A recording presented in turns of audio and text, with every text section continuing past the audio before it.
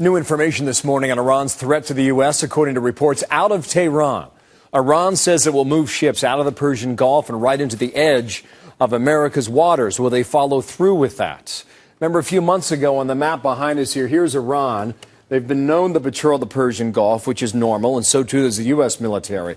But a couple months back, they came up here through the Red Sea and crossed through the Suez Canal for the first time ever and parked off the coast of Israel. It was a major deal and a big headline from a few months ago. But if you take that and compare from where Iran is here, and here is the coast of Israel, to our east coastline, you see the distance traveled is much more significant.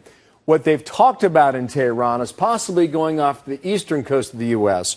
or coming down here through the southern coast of Cuba and into the Gulf of Mexico. What about this? Is it possible? Will they follow through? With me now, Admiral John Stufflebeam, retired Admiral and Naval Commander. And, sir, good morning to you. Good morning, Bill. What do you think Iran's up to? I think they're kind of doing two things at once. One is that they're trying to get some international recognition, and through that, they're trying to get some legitimacy. All right. Do you consider this a threat? No. There's no military threat from a few naval ships that come and visit our part of the world. And because these are international waters, there's no reason that they can't do that if that's what they want to do.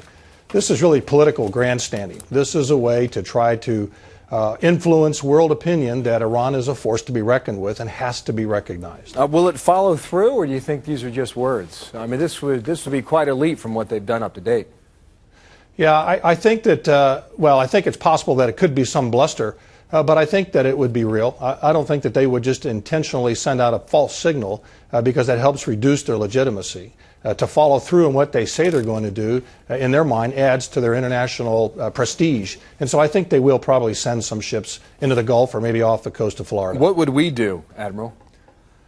Just watch them. There's not much for us to be concerned about. They don't have capability that could do damage. They could possibly get in the way of and in some regard harass fishermen or possibly get in the way of some commercial traffic. But other than that, I think that we'll just monitor their activities and see where they go. Probably the more interesting point is to see who they go visit. For instance, might they go to Venezuela? That's a great point, or even Cuba. That could be expected. Would we shadow them? Sure, we can.